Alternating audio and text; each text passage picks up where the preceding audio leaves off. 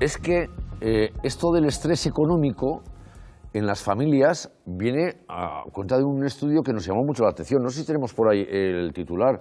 Lo dijo un responsable de BBVA, que el dinero genera estrés en la mitad de los hogares, porque además nos falta cultura financiera, cultura económica y nos agobiamos. Y se lo voy a preguntar a Diego Valero, que es especialista en economía y comportamiento y neuroeconomía, porque existe esa especialidad que yo la desconocía, pero me ha parecido muy interesante cuando he estado leyendo. Diego Valero, hola, ¿qué tal? Bienvenido a En Jaque. A ver, yo de entrada lo que diría es que sabemos poco de manejar nuestros dineros, en general. Sí, por supuesto. Bueno, buenos días y muchas gracias. Sabemos muy poco, y sabemos muy poco por una cuestión, y ahí viene lo de la neuroeconomía, por una cuestión neurológica. Nuestro cerebro, como seres humanos, desde que estamos sobre la faz de la Tierra, se ha ido adaptando a las circunstancias y hemos ido evolucionando. Pero la gestión de los dineros, la gestión económica, es una gestión de hace muy poquito tiempo en todo lo que es la evolución. Por lo tanto, nuestro cerebro no está preparado realmente para gestionar económicamente y por eso nos causa tantísimo estrés. Ya, ¿qué deberíamos saber que no sabemos? Porque tampoco nos lo enseñan, digamos. A ver, algún punto, 3 claves para decir, oye, no os agobiéis si manejáis esto bien.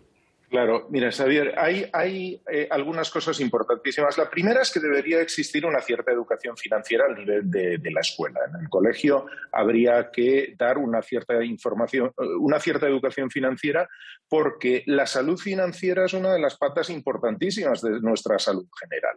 Entonces, dentro de eso, lo que está comprobado en el mundo, no solo aquí, sino en el mundo en general, es que la gente, primero, no sabe valorar el impacto que tiene la inflación. Es decir, el cambio del precio a lo largo del tiempo no lo sabemos medir bien. Tampoco sabemos medir lo que cuesta el dinero ahora y en el futuro y lo que nos puede suponer esa cosa que llamamos los economistas el interés compuesto, que es la acumulación de intereses, que tiene una potencia enorme. De hecho, el propio Einstein dicen que decía que era una de las maravillas del mundo. Ese tipo de cosas deberíamos saberlas para poder tener una mínima idea de cómo gestionar nuestro dinero. Pero lo verdaderamente importante es que seamos capaces, primero, de poder tener un presupuesto personal que nos ayude a entender de dónde ingresamos y en qué gastamos, y que en ese presupuesto seamos capaces de incorporar también una cierta cantidad de ahorro, tanto para lo que podría ser fondos de emergencia, que en los tiempos de la pandemia hemos visto cuán necesario hubiera sido, como para el futuro, temas que se hablan cada día como la jubilación, ¿no? Claro, nosotros decimos estrés por no llegar a fin de mes, pero estos evidentemente están estresados, pero en el resto que sí llegan a fin de mes también se estresan. Sí, claro, porque los que llegan a fin de mes y les sobra, entre comillas, nunca sobra, pero lo que sobra de ese dinero no saben qué hacer. No saben cómo se puede gestionar bien, no saben de qué forma pueden mantener el poder de compra de ese dinero en el futuro y no saben planificar a futuro. Y eso podría hacerse de una forma sencilla, ya digo, además de en la escuela, con ciertas campañas de educación pública en ciertos conceptos que sean básicos, para poder tener una cierta idea, al menos que nos quite ese estrés que, como antes comentaba, es absolutamente razonable, porque todo aquello que no controlamos, que no conocemos y que es importante en nuestra vida, nos genera estrés. Y luego hay otra cosa, claro, no sé si somos muy gastones en general, digo por lo de la neuroeconomía, ¿no? Es decir, el comportamiento que tenemos nosotros ante el dinero. Claro. ¿Sabemos calcular o somos más de viva la vida? ¿Qué somos más, hormigas o cigarras, para entendernos? Hormigas, desde luego, no sabemos calcular. Hay una cuestión también neurológica que explica todo esto, que es una cosa que en el ámbito de la economía del comportamiento llamamos sesgo de presente, que se entiende muy fácilmente. Todos preferimos disfrutar hoy a disfrutar dentro de un año. Eso es consustancial con el ser humano.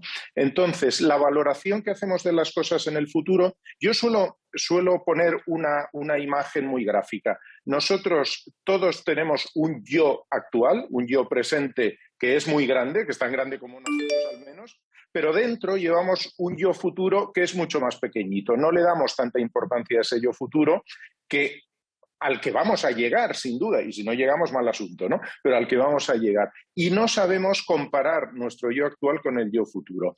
De hecho, nuestro cerebro, todo lo que es ahorro, el dinero que ahorramos, nuestro cerebro lo recoge en la misma región cerebral que recoge las pérdidas. Por lo tanto, es mal asunto. Tenemos que utilizar herramientas, que las hay en la psicología conductiva y en la economía del comportamiento, herramientas que nos ayuden a entender que el ahorro no es una pérdida. Pero, como le decía, estamos preparados para entender eso y por eso preferimos gastar y disfrutar ahora y no hacerlo dentro de un tiempo. Sin embargo, nos agobian las pensiones. Y usted trabaja además en ese campo, en asesoramiento de pensiones. Claro que nos agobian porque no sabemos lo que va a pasar. Pero fíjese, nos agobian, pero no reaccionamos. Nos podemos quejar, podemos hablar con los vecinos, con los amigos, ay, ¿qué pasará? Pero no hacemos lo que habría que hacer, que es ahorrar para el futuro. Y no lo hacemos. Y sin embargo, hay una cuestión que esto sí está muy comprobado, salvo casos obviamente de extrema pobreza, todos podemos ahorrar algo. Incluso los jóvenes cuando empiezan a trabajar, 5 euros al mes los pueden ahorrar. Y esos 5 euros al mes, incrementados con el salario y con el tiempo, se convierten en muchísimo dinero. Es lo que hablaba antes de que el interés acumulado a lo largo del tiempo multiplica en un sistema de pensiones de ahorro. Muchas veces, cuando una persona está ahorrando toda su vida, el dinero que ha puesto realmente, el dinero que ha ahorrado a lo mejor es un 20% de lo que recibe, porque el resto es la rentabilidad de estos intereses acumulados, pero la gente no lo sabe eso. Si estableciéramos planes sistemáticos para ahorrar para el futuro, que sean posibles, que no nos perjudiquen en ese disfrute diario, podríamos estar muchísimo más relajados con respecto a nuestra pensión. Pues Diego Valero, especialista en economía del comportamiento, un abrazo muy fuerte. Gracias. Muchísimas gracias, un placer. Muy interesante lo de poder elaborar un